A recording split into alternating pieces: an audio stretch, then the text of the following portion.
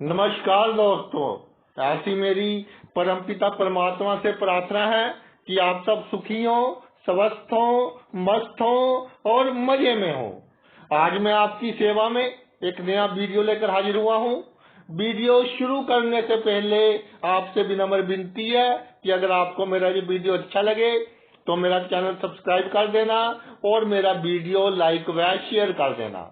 आज का मुद्दा है जो कलयुग का राजा है राहु। राहु अगर शुभ फल दे तो जमीन से आसमान तक पहुंचा देता है, अगर अशुभ फल दे तो आसमान से जमीन तक ला देता है, और अगर बीज का फल दे तो आसमान से गिरा खंजूर पर लटका कि इतना होगा जो आवश्यकताएं पूरी हो सके, लेकिन जातक को संतुष्टि नहीं मिलेगी। तो वीडियो ज्यादा लंबा ना करते हुए प्रत्येक भाव के अनुसार चर्चा करते हैं कि किस भाव में राहु विराजमान हो और हम जान सके कि राहु हमें शुभ फल दे रहा है या अशुभ फल दे रहा है। सबसे पहले लगन की बात। पहले भाव में राहु, पहला भाव सेल्फ का भाव है, खुद का भाव है, दिमाग का भाव है, प्लानिंग का भाव है। तो पहले भाव में राहु शुभ हो, जातक की प्लानिंग बहुत अच्छी होती है, जातक लोगों का प्रिय होता है, जातक को चाहने वाले बहुत होते हैं। पहला भाव सेल्फ का भाव है, तो राहु शुभ हो या शुभ हो, धुआं है। एक बात तो पक्की है, भय देगा, टेंशन देगा, कल की चिंता देगा। लेकिन अगर शुभ है तो कोई जातक की इज्जत खराब करने की कोशिश करे तो जातक एक बार तो सुन लेगा, लेकिन उसकी प्लानिंग, उसकी बदला लेने की शक्ति ऐसी होगी कि एक ना एक दिन सीक्रेट वे से जो उसकी बेइज्जती हुई है उसका बदला लेगा और दुनिया देखती रह जाएगी। बड़े बड़े जो स्ट्रैटेजी डेवलप करते हैं, बड़े बड़े जो पॉलिटिकल लीडर्स के साथ होते हैं, जब बड़े बड़े पॉलिटिकल लीडर्स, उनकी कुंडलियों में राहु शुभ रूप में लगन में देखा गया है। अगर शुभ रूप हो राहु लगन में तो जातक सोचता रह जाता है, इंप्लीमेंट नहीं कर पाता। मैं ये करूंगा, मैं वो करूंगा, लेकिन मौके पर आकर सब उल्टा हो जाता है। और जो राहु है वो ऐसा ग्रह है कि लंबी प्लानिंग में विश्वास नहीं रखता। एक दिन की प्लानिंग, 2 दिन की प्लानिंग सोचा और इंप्लीमेंट की और उसका रिजल्ट मिला, शुभ है तो पॉजिटिव रिजल्ट मिलना तय। राहु लगन में शुभ हो तो जातक अपने कार्य क्षेत्र में परफेक्ट होता है, उसको मालूम होता है किसके साथ कैसे डील करना है, और सबसे बड़ी बात, अपना धैर्य नहीं खोता, पेशेंस नहीं खोता। और अगर शुभ हो तो भावुक बनाता है जातक को, इमोशनल बहुत बनाता है। जहां इमोशनैलिटी आपकी बढ़ गई, भावुकता बढ़ गई, वहां आपकी तरक्की रुक गई। और ये जो कलयुग है इसमें तो जो भावुक इंसान है वो पाते बहुत कम है, खोते बहुत अधिक है। तो शुभ राहु आपको भावुक बनाएगा, लोग आपको इमोशनली ब्लैकमेल करेंगे, आपको मूर्ख बनाकर आपसे अपना काम निकालेंगे, और बाद में आप खुद महसूस करेंगे कि ये बंदा मुझे मूर्ख बना गया। आ गया जी आपका दूसरा भाव। दूसरे भाव में राहु विराजमान हो जाए तो अगर शुभ है तो जातक की वाणी ऐसी कि दूसरे को जवाब नहीं आता, तर्क वितर्क करने की शक्ति ऐसी कि जो बोलता है प्रेषण के रूप में बोलता है, दूसरे को आंसर देना पड़ता है, अपनी बात कहता है लेकिन क्वेश्चन के रूप में कहता है। बड़े बड़े वकीलों की कुंडलियों में, बड़े बड़े जो आपके मोटिवेशनल स्पीकर्स हैं उनकी कुंडलियों में राहु दूसरे भाव में शुभ देखा गया है। और राहु दूसरे भाव में शुभ हो, जातक का जो लॉजिक है, जो उसके पास एग्जाम्पल्स हैं, वो मौके के हिसाब से वो चेंज करता रहता है और दूसरों को इम्प्रेस करता रहता है। अगर वो कहे शराब पीनी चाहिए तो लोगों को इम्प्रेस कर देगा शराब पीनी चाहिए। अगर वो कहे शराब नहीं पीनी चाहिए, लोगों को इम्प्रेस कर देगा शराब नहीं पीनी चाहिए। और दूसरे भाव का राहु शुभ है तो जातक की थिंकिंग है कि आपकी जेब जितनी भारी है, आपकी बात उतनी भारी है। और देखने में भी ऐसा है कि आजकल पैसों का बोलबाला, मैं कई बार क्रिटिसाइज भी करता हूं ऐसे वीडियोस को कि जो कहते हैं जी कि धन तो हाथ की मैल है, तो 500-500 के नोट आप नाली में फेंक कर दिखाओ अगर मैल है। ठीक है, एक लेवल तक धन आवश्यक है, लेकिन बहुत अधिक धन के चक्कर में पड़कर अपनी सेहत नहीं खराब करनी चाहिए। जितना आपका शरीर अलाउ करे उतना धन कमाना चाहिए। विपत्ति के रूप में जब संकट आता है तो लक्ष्मी सबसे बड़ी आपकी मित्र होती है, लक्ष्मी सबसे बड़ी आपकी सहायक होती है। और दूसरे भाव में राहु शुभ है तो रिश्तेदारों के साथ जातक का व्यवहार ऐसा होगा कि जैसे गुब्बारे में हवा भरी है, बीच में कुछ हो या ना हो, रिश्तेदार सोचेंगे इसके पास पता नहीं कौन सी शक्ति है, इसके पास पता नहीं कितने पैसे हैं। और परिवार के लोग, कुटुंब के लोग बहुत इज्जत के साथ जातक के साथ पेश आएंगे। और संचित धन जातक का जब भी आवश्यकता होगी उससे पहले धन संचित हो जाएगा। बच्चे को एडमिशन करवानी है, 20 लाख की फीस है, तो 20 लाख इकट्ठा हो जाएगा अगर राहु शुभ है दूसरे भाव में। और अगर अशुभ है तो जातक एक मजाक का पात्र बनेगा, उसके जो रिश्तेदार है उसको जूझ करेंगे, और जूझ नहीं, जूझ एंड थ्रो वाली नीति अपनाएंगे। जातक सुख में फंसा रहेगा। कैसा सुख? ये प्रॉब्लम है राहु अशुभ प्रभाव में हो।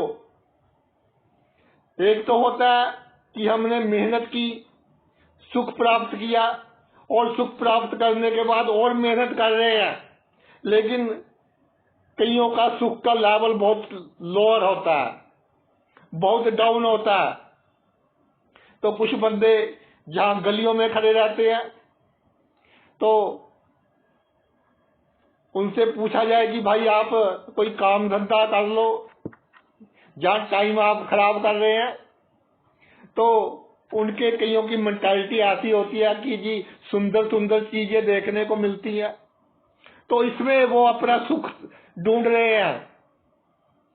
कुछ हमारी बहनें गली में बैठी रहती हैं, रस है चुगली का रस, कोई कंस्ट्रक्टिव काम नहीं करना, और पैसे बढ़ाने के लिए कोई जतन नहीं करना, दूसरों की चुगलियों का रस लेना।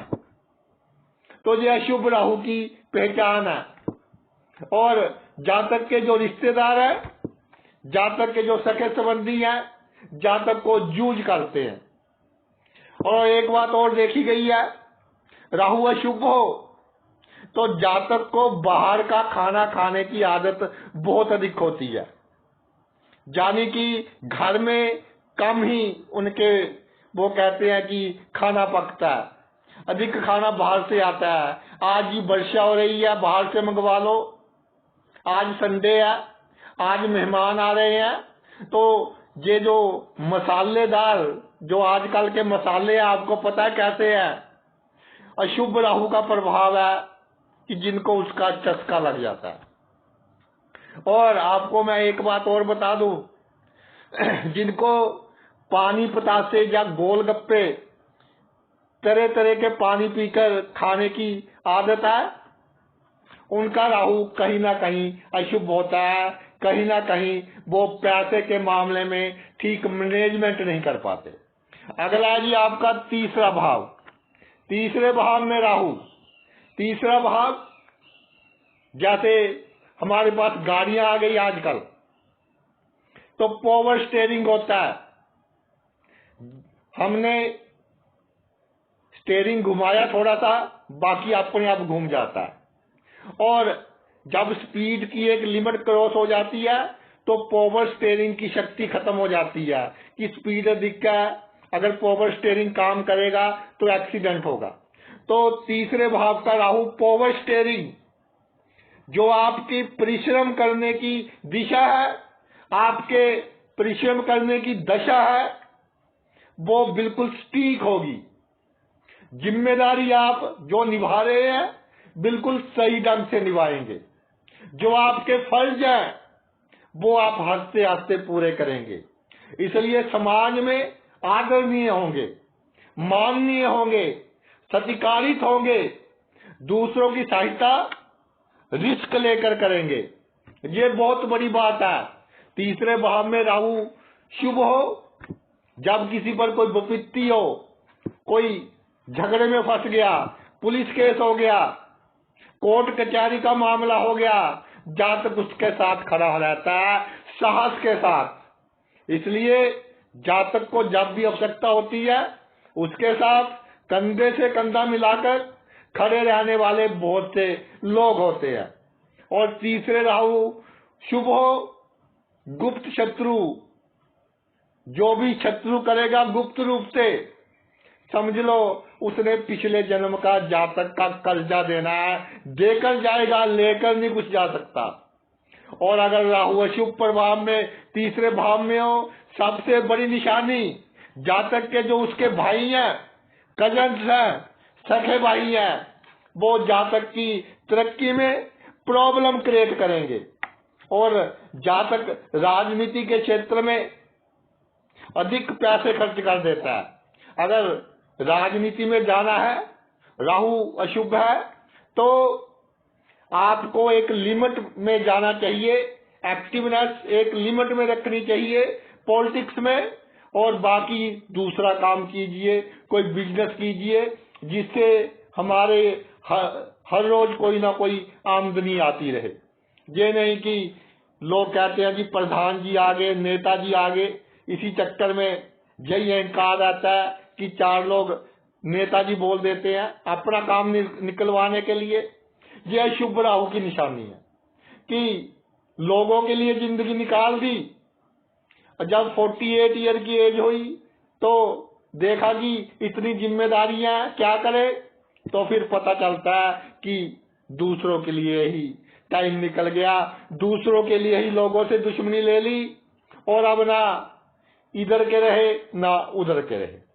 अगर चौथे भाव में आपका राहु विराजमान हो, और मैं आपको स्टीक बता रहा हूं, अगर शुभ है तो आपकी भाई या बहन आपकी पैतृक संपत्ति में आपको धोखा देंगे। आपके भाई या बहन आपके माता पिता को या जो भी रिश्तेदार से आपको पैतृक संपत्ति प्राप्त होनी है उनको बरगलाकर आपके खिलाफ करेंगे और उनसे जायज नजायज बाय हुक बाय क्रुक लाभ लेंगे। जहां तक अपनी माता के समान जो औरतें हैं उनकी बहुत सेवा करता है, लेकिन पिछले जन्म का कर्जा है, राहु शुभ है, तो वो जो सेवा है एक विचारों के मतभेद में खत्म हो जाती है। किए किराए पर पानी फिर जाता है, समुद्र के किनारे रेत होती है, और कोई बहुत बड़ा चित्रकार बाहर ड्राइंग बनाता है, बहुत अच्छी लगती है, लेकिन पानी की एक लहर आती है और सब कुछ साथ लेकर चली जाती है। इसी तरह चौथे भाव का राहु जातक बहुत करता है, माता पिता का बहुत करता है, परिवार का बहुत करता है, लेकिन कहीं ना कहीं एक बिहेव करने का ढंग उसके लिए प्रॉब्लम क्रिएट करता है। और अगर चौथे भाव में शुभ राहु हो तो जातक को उत्तम वाहन का सुख प्राप्त होता है, अच्छे वाहन का सुख प्राप्त होता है। एक से अधिक मकान होते हैं, अच्छे मकान होते हैं। अशुभ राहु भी मकान देता है लेकिन बहुत विघ्न बाधाओं के बाद। लेकिन अगर शुभ हो, जातक की हर मनोकामना पूर्ण होती है और बहुत कम समय में पूर्ण होती है।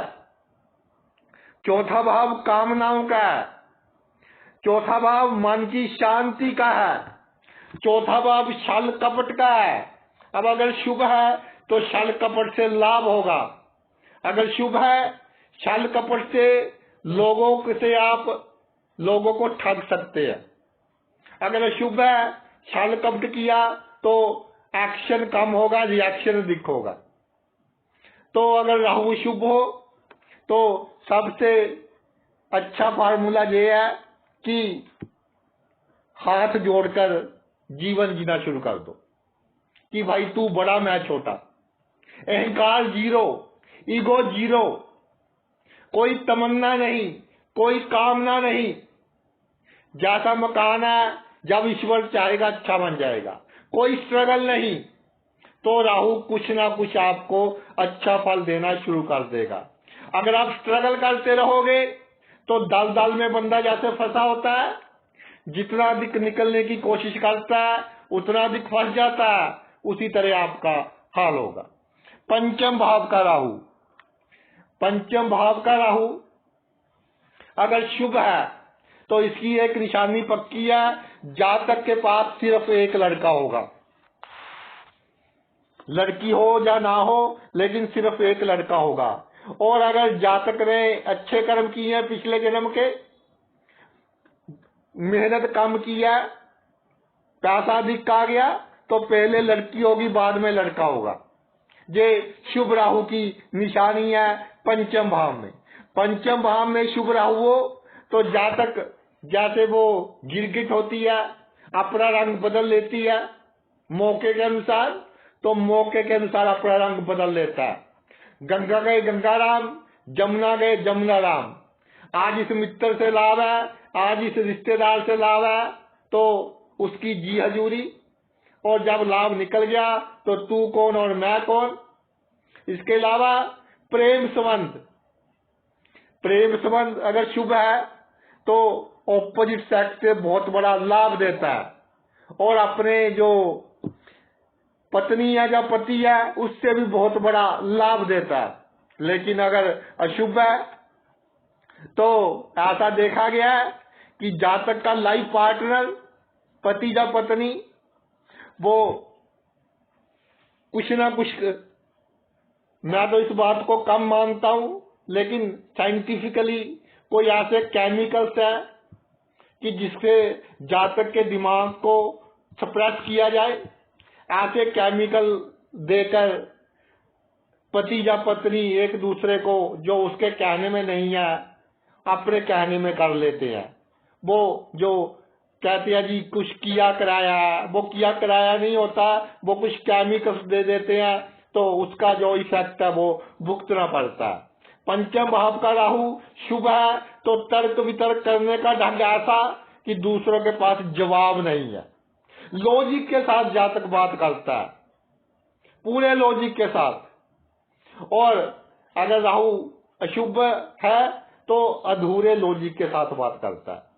कैसा अधूरा लॉजिक कि मैं एक बार क्लास ले रहा था, तो किसी ने पूछा कि जी हमारी जो धरती है उस पर इतना पानी है, तो अगर हम मिट्टी ले लें और उतनी मिट्टी ले लें, उतना पानी ले लें, तो मिट्टी तो खड़ी होगी नहीं, धरती कैसे खड़ी है। तो भाई जो पानी की बात हो रही है वो धरती के तल पर हो रही है। समुन्द्र का भी एक तल है, समुन्द्र भी कहीं ना कहीं खत्म होता है, नीचे उसके फिर धरती ही है। धरती ना को मिट्टी है, चट्टाने है, कुछ भी है, सॉलिड वस्तु है। तो कई लोग ये लॉजिक समझती नहीं है, तो ये अधूरा लॉजिक हो गया, ऊपर ऊपर से लॉजिक हो गया कि हमने डिसीजन लेना है, ढूंढाई तक नहीं गए, दूर की नहीं सोची और हमने डिसीजन ले लिया। तो ये अशुभ राहु की निशानी है कि जातक का जो सोचने का ढंग है ऊपर ऊपर से होता है। ऊपर ऊपर से क्या क्या मतलब कि जातक बम्बे गया घूमने, आजकल मुंबई कहते हैं, तो देखा समुंदर, तो आया वापिस, उसको पूछा भाई क्या देखा समुंदर में? कहता जी समुंदर में तो बहुत हाल चल रहा है, बहुत लहरें हैं। कहता ठीक है। तो जो समुंदर की स्टडी करते हैं, ओशन की स्टडी करते हैं साइंटिस्ट, उनसे पूछा जाए समुंदर कैसा है? कहते हैं जी समुंदर तो बहुत शांत है, क्योंकि वो गहराई में गए हैं, बीच में गए हैं समुंदर के, तब देखा है कि बीच में समुंदर कितना शांत है। ऊपर ऊपर से ही ये जो लहरें उठ रही हैं। तो जो राहु शुभ है पंचम भाव में, जातक डीप में जाकर नॉलेज हासिल कर कर फिर कोई लाइफ में डिसीजन लेता है, और ये उसके पिछले जन्म के अच्छे कर्मों की निशानी है। जब पंचम भाव में राहु शुभ होता है, अचानक बड़े लाभ देता है, पॉलिटिक्स में तरक्की देता है, शेयर मार्केट से लाभ देता है, बिना कमाया धन देता है, अचानक ही आपको बहुत कुछ देता है। छठा भाव, छठे भाव में राहु, छठे भाव में राहु अगर आपका शुभ है तो दुश्मनों को आप मित्र बनाएंगे। कहते हैं जी छठे भाव में राहु शत्रुहंता होता है। शत्रुहंता होता है अगर आपका राहु शुभ काम हो। शत्रुहंता का मीन क्या है? शत्रु का नाश करना। एक शत्रु का नाश किया। तो आज मैं कहीं सोशल मीडिया पर देख रहा था कि एक मिसाइल का खर्च बहुत अधिक होता है, करोड़ों की होती है, और वो जब हमने हमला किया दूसरे देश पर तो उसका खर्च बहुत अधिक हो जाता है। तो हमने हमला किया शत्रु को नाश करने के लिए, शत्रु नाश हो गया, हमारी मिसाइल अच्छी है, तो पैसे तो लगे। अगर राहु आपका शुभ हो तो जातक शत्रु को मित्र बनाता है, यानी शत्रु ही नहीं रहने देता कि शत्रु नाश करने की आवश्यकता ही ना पड़े। ये शुभ राहु की निशानी है। शत्रु के साथ बहुत अच्छे ढंग से मिलेगा। जितनी उसके पास शक्तियां हैं, पॉलिटिक्स में है, बिजनेस में है, कहीं पर भी है, जितनी जातक के पास शक्तियां हैं, वो जो उसके विरोधी हैं उनका काम पहले करेगा, विरोधियों को साथ लेकर चलेगा। ये उसकी कामयाबी का राज होगा। अशुभ राहु शत्रु नाश करता रहेगा, टेंशन के कारण पेट खराब होता रहेगा, पेट में गैस की प्रॉब्लम, जिसे डॉक्टर कहते हैं जी इरिटेशन बाउल सिंड्रोम हो गया, आईबीएस की प्रॉब्लम हो गई, सिंड्रोम पता ही नहीं क्यों हो गई, कारण ही नहीं पता, उसको सिंड्रोम बोलते हैं।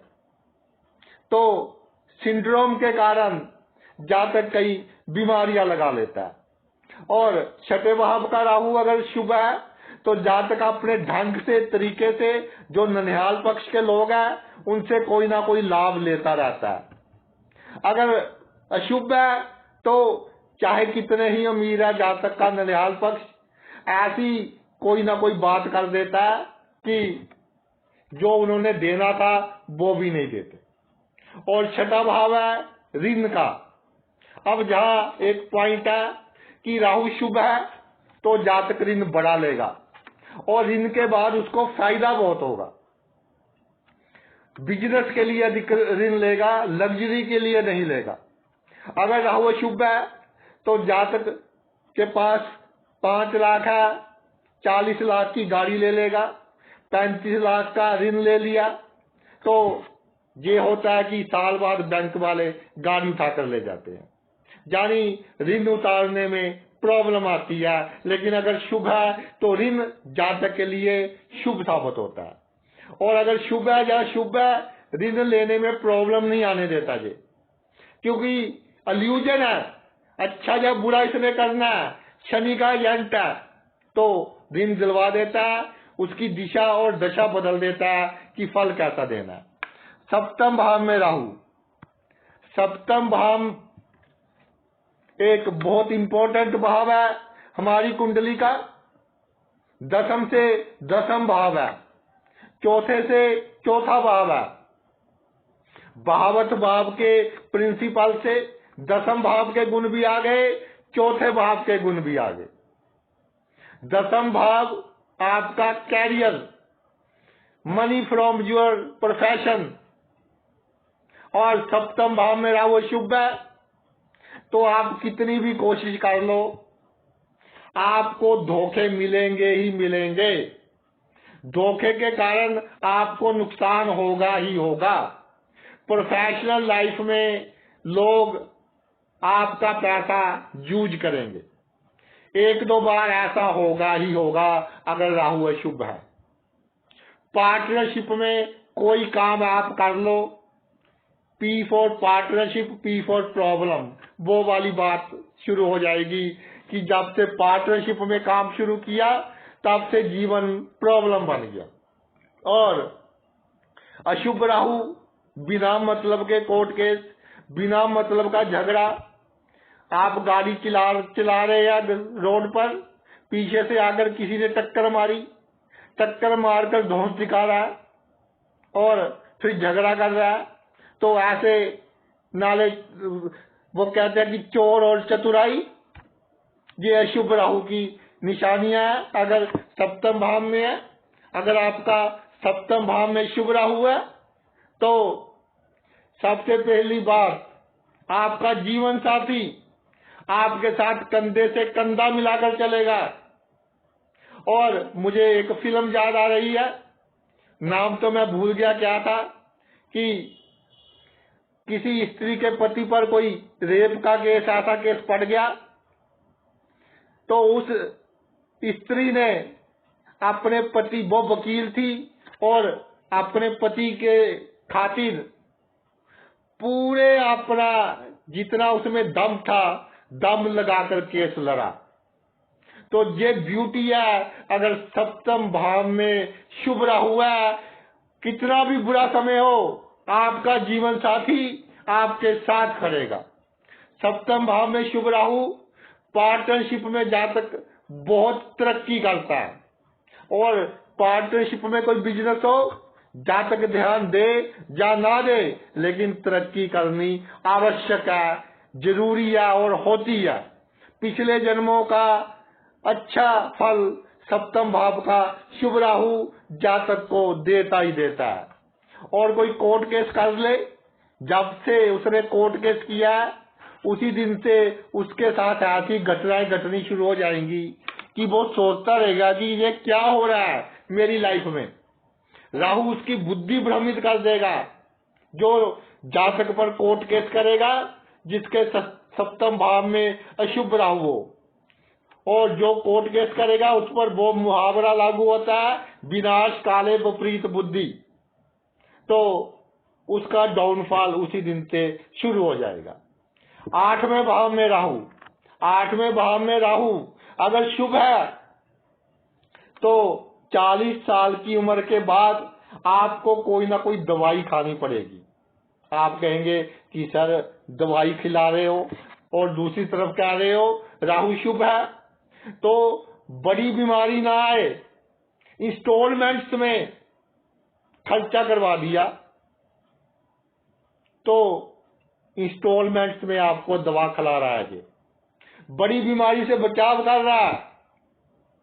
चाहे कोई भी रोग है जिसकी लंबी दवाई खानी पड़ रही है, जब ऐसे ही आपको कभी कोई रोग हो गया, कभी कोई रोग हो गया, डिफरेंट टाइप ऑफ डिजीज, इनकी आप मेडिसिन ले रहे हैं, तो अष्टम भाव का राहु शुभ माना जाएगा। अष्टम भाव का राहु अगर शुभ है तो कोई आपको मूर्ख नहीं बना सकता, कोई आपको धोखा नहीं दे सकता, और आप पूठा काम करें, सीधा काम करें। वो पंजाबी में एक कहावत है, लल्लू करे कवलिया रब सिद्धिया पाउंदा, कि राहु अष्टम भाव में शुभ है, जहां तक उल्टे सीधे कैसे भी काम करे रिजल्ट पॉजिटिव मिलेगा। निशाना टारगेट पर लगेगा, आंखें बंद कर कर निशाना लगा दे, टारगेट पर लगेगा। बिना कमाया धन की प्राप्ति, पैतृक संपत्ति में दूसरे रिश्तेदार भाई कितनी चालाकी कर ले। मुझे कुंडली याद आ रही है, अष्टम भाव में शुभ राहु था, तो एक उनका भाई आर्मी में था, तो जो आर्मी में होते हैं घर से थोड़ा दूर रहकर इमोशनैलिटी थोड़ी बढ़ जाती है। वैसे भी जो हमारे फौजी जवान है, हमें बहुत गर्व है उन पर, और वो देना अधिक पसंद करते हैं, लेना कम पसंद करते हैं, सैक्रिफाइस की भावना होती है। तो आर्मी में था एक भाई, वो रिटायरमेंट के बाद जब आया तो भाइयों ने कहा कि अब बंटवारा कर लेते हैं जो पैतृक संपत्ति है। तो 3-4 भाई थे, तो जो आर्मी में था भाई, उसको उन्होंने एक ऐसी जमीन थी कि जैसे 10 किले या 10 एकड़ है, 5-6 एकड़ तो सही है, बाकी वो टिब्बे से थे, ऊंचे नीची जमीन। तो उसने कहा कि 1, 2, 3, 4 ऐसे कर लेते हैं, तेरे हिस्से में ये आ रही है, तू ये ले ले। तो वो कहता कि भाइया दे दो, कोई बात नहीं, दे दी। और ईश्वर का करिश्मा देखो, जो उसके टिब्बे थे यहाँ जमीन पर, ऊंची नीची जमीन थी, वहां पर मेन हाईवे निकल गया। दोनों ओर उसकी जमीन, बीच में से मेन हाईवे। एक तो गवर्नमेंट ने पैसे दिए उसकी जमीन एक्वायर करने के लिए, दूसरा उसकी जमीन की वैल्यू 10 टाइम्स अधिक हो गई। तो शुभ राहु ऐसे ऐसे करिश्मे करता है जातक के जीवन में कि जातक सोच भी नहीं सकता। तो अगर भाई राहु अष्टम भाव में अशुभ है तो जातक कितनी भी चतुराई कर ले, वो अचानक धन प्राप्ति नहीं कर पाएगा। अचानक धन अगर मिलने का कोई उसको चांस लगता है, उसमें डिले आएंगे, बिगड़ बाधाएं आएंगी, उसके बाद अचानक धन मिलेगा। और अशुभ राहु अष्टम भाव में हो, सबसे बड़ी निशानी कि वाणी में प्रॉब्लम, ऐसा बोल देगा कि दूसरे को बहुत गुस्सा आएगा। तो अगर अशुभ राहु है, एक पहाड़ी इलाका था, वहां 3-4 दोस्त घूमने गए, बहुत ऊपर चले गए, तो वहां एक गाय बांधी थी, बहुत छोटा सा टुकड़ा था पहाड़ का जहां पर गाय बांधी थी, सिर्फ गाय खड़ी हो सकती थी, और रास्ता ऐसा कि अकेला बंदा बहुत मुश्किल से चल सकता। तो अष्टम भाव में जिसका अशुभ राहु था, तो उसने कहा कि जी जगह तो बहुत कम है। कहते जी ये तो जब बहुत छोटी सी थी ना, गाय की बच्ची थी, तब लेकर आए थे और यहीं पर बड़ी हुई है ये। तो वो बोला कि माता जी जब ये मर जाएगी फिर आप क्या करोगे इसका। तो ऐसी बारी राहु यूज करवाता है जब अष्टम भाव में अशुभ होता है, ये इसके अशुभ प्रभाव की निशानी है। अब आ गया जी आपका नवम भाव में राहु, भाग्य में राहु। तो भाग्य में राहु अगर शुभ है तो राहु क्या है, राहु और केतु काल्पनिक ग्रह है, चंद्रमा के नोट्स है। चंद्रमा मन का कारक है, चंद्रमा का अपना प्रकाश नहीं है, सूर्य का प्रकाश लेता है। तो नेगेटिव एनर्जी बहुत जल्दी पकड़ता है राहु। नवम भाव में राहु सॉरी, जो आपके बचपन के आपके रिश्तेदार है, बचपन के मित्र है, जब मैं बोलो कह लो कि जब आपका जन्म हुआ तो हमारे रिवाज है कि बच्चे को देख कर आना है, उसको शगन वगैरह देना है, कोई गिफ्ट देनी है। जिन लोगों ने आपको बचपन में शगन दिया, बचपन में गिफ्ट दिया, वो आपके लिए नेगेटिव साबित होंगे। उनकी जो नेगेटिव एनर्जी है वो आपको आपके जीवन में आगे बढ़ने नहीं देगी। और नवम भाव में शुभ राहु हो तो जातक जन्मभूमि से दूर चला जाता है। इसलिए दूर चला जाता है कि जो नेगेटिव एनर्जी है, लोगों को पता ही नहीं क्या कर रहा है, कैसे कर रहा है, कैसे चल रहा है। और अगर ये शुभ अशुभ दोनों प्रभावों में हो तो बाहर जाकर फिर वापस आना पड़ जाता है और वापस आकर फिर इतनी तरक्की नहीं कर पाता। अगर शुभ प्रभाव में है तो जातक का भाग्य उस समय जातक को धोखा देता है जब जातक को भाग्य की सबसे अधिक आवश्यकता होती है।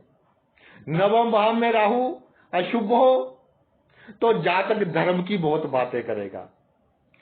धर्म की चार लाइन्स पढ़ ली संस्कृत की तो सबको सुनाएगा, इसका अर्थ ये है, ये मुझे आती है। एक दिखावा धर्म का। अगर शुभ है, जातक को बहुत नॉलेज होगी, धर्म की बहुत ज्ञान होगा, लेकिन दिखावा नहीं करेगा, सीक्रेट रहेगा। और जैसे जिस वृक्ष में अधिक फल होते हैं वो वृक्ष हमेशा झुका रहता है, ऐसे जातक झुका रहेगा। दसम भाव में राहु, दसम भाव में कलयुग का राजा और राज्य के भाव में आ गया। 80% केसेस में दसम भाव में राहु शुभ फल देता है। दसम भाव का राहु बचपन में कितनी भी स्ट्रगल हो, जातक अपनी कूटनीति के कारण, जातक अपने छल कपट के कारण, साम दाम दंड भेद कोई भी नीति अपनानी पड़े। और आजकल तो इंटरनेट, सोशल मीडिया, इन सब नीतियों के कारण बहुत तरक्की करता है। चाहे गवर्नमेंट जॉब में है, पॉलिटिक्स में है, वो कहते हैं कि खुद भी काम करो इधर उधर से और ऊपर भी इधर उधर करते रहो। इस तरह के काम जातक को अगर राहु शुभ है वो करवाता है और जातक अपने जीवन में बहुत अधिक तरक्की करता है, उसका एक नाम होता है। और जातक को जिससे काम होता है उसके साथ ही संबंध रखता है, दूसरे बंदे के साथ संबंध नहीं रखेगा। और जातक अंदर से कितना भी टूटा हुआ हो बाहर शो नहीं करेगा। बड़े बड़े पॉलिटिशियंस की कुंडली में दसम भाव में राहु, दिमाग में क्या है, दिल में क्या है, कभी जबान पर ही नहीं आता। जब प्रैक्टिकल कर देती है फिर जबान पर आता है। अगर शुभ राहु दसम भाव में हो, एकदम सस्पेंशन, एकदम टर्मिनेशन, बिजनेस है एकदम बड़ा घाटा, बैंकक्रप्ट हो गए, ऐसा काम हो गया, सजा हो गई, कोर्ट केस चल पड़े, तो ये अशुभ राहु कार्य क्षेत्र में इस तरह के काम करवाता है। मैं एक बात कहना चाहता हूं, दसम भाव में राहु हो, शुभ हो या अशुभ हो, इसका अधिक लाभ लेने के लिए अपनी पिता की सेवा करें, निस्वार्थ होकर सेवा करें। पिता की उम्र के जो लोग हैं उनकी सेवा करें, बिना किसी स्वार्थ के सेवा करें, तो पिता का आशीर्वाद और पिता की सेवा करोगे। हमारा जो इंडियन सिस्टम है, माता भी आशीर्वाद देगी, माता पिता का आशीर्वाद आपको कहां से कहां तक पहुंचा देगा। और अगर राहु अशुभ है दसम भाव में, सबसे इसका जो सटीक उपाय है आपके माता पिता की सेवा है। और बाद में सोचते न रह जाना, जिनके माता पिता ईश्वर की कृपा से अभी जीवित है वो सेवा करें उनकी। चाहे कितने ही विचारिक मतभेद हो, बात करने का मन करे ना करे, आपने सेवा करनी है। 11वें भाव में राहु, 11वें भाव में राहु अगर शुभ है तो सीधा इसका निशानी है आपकी आमदन के साधन 2 या 2 से अधिक होंगे। तो हम मानेंगे कि 11वें भाव में राहु आपको शुभ फल दे रहा है।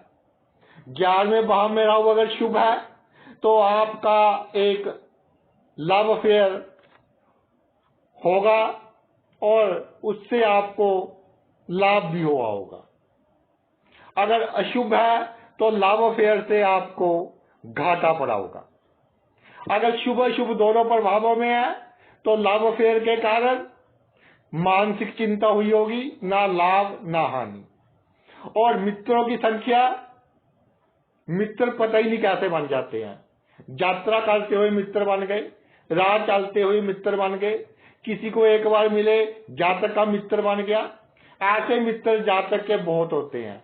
अगर शुभ हो तो मित्र जातक की बहुत अधिक सहायता करते हैं। हर क्षेत्र के लोग जातक के मित्र होते हैं। भाइयों से राहु लाभ या हानि, देखिए 11वें भाव में राहु आ गया, आपके जो भाई हैं वो आपकी दिल से तरक्की थोड़ी कम ही चाहेंगे, लेकिन आपका नुकसान कितना कर पाएंगे ये डिपेंड करेगा राहु कितना शुभ है कितना अशुभ है। अगर शुभ है तो उनकी जो आपको नुकसान पहुंचाने वाली नीतियां हैं उनसे भी आपको लाभ होगा। अगर अशुभ है तो भाई फिर आपकी तरक्की में ये रुकावट पैदा करेंगे। और 11वें भाव का राहु अगर अशुभ है, बेमतलब की चिंता बहुत देता है, इमोशनैलिटी बहुत देता है।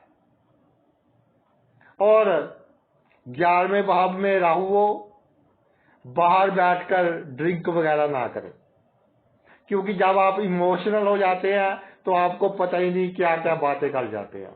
तो इस बात का आपने सबसे अधिक ध्यान रखना है। आगे आ गया आपका 12वां भाव। 12वें भाव में राहु एक चमत्कार है। और 12वें भाव में राहु अगर अधिक शुभ हुआ ठीक है, खर्चा करवा देगा, आपको डॉक्टर के चक्कर थोड़े अधिक लगवा देगा। लेकिन 12वें भाव में राहु शुभ है या अशुभ है, ये सबसे बड़ी बात, एक उम्र के बाद आपसे ऐसे काम करवाएगा कि आपको मोक्ष की प्राप्ति होगी, आपकी गति अच्छी होगी, आपका अगला जन्म अच्छा होगा।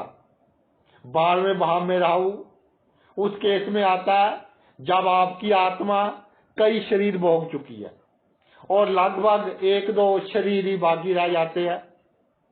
तो जिनके 12वें भाव में राहु है उनको जीवन जीने का एक्सपीरियंस बहुत होता है। और कई लोग तो मैंने ऐसे देखे हैं कि 12वें भाव का राहु है, वो पशु पक्षियों की जो मूवमेंट है उससे आइडिया लगा लेते हैं कि अब अंधेरी आने वाली है, जब पक्षी कैसे बात कर रहे हैं, क्योंकि आत्मा ने बहुत शरीर भोग लिए। 12वें भाव का राहु आपको मोक्ष की प्राप्ति करवाएगा। और ट्राई कीजिए, 55 साल के बाद राहु ऐसी परिस्थितियां देगा कि आपका इस दुनिया से मोह खत्म होगा। और आपका मोह खत्म हो ये सबसे अच्छी बात है। और आपका जो ध्यान है वो ईश्वर की ओर लगे, बीमारों की सेवा की ओर लगे। किसी के जहां मृत्यु हो जाए तो कोई बंदा गरीब है उसको दान कीजिए, शमशान घाट में दान कीजिए, हॉस्पिटल में दान कीजिए। अगर जन्मभूमि से दूर है तब भी जो एक्चुअल जिनको आपकी आवश्यकता है, जो बहुत दुखी है, ऐसे बंदों को दान दीजिए जो आपको दुआएं दे सके।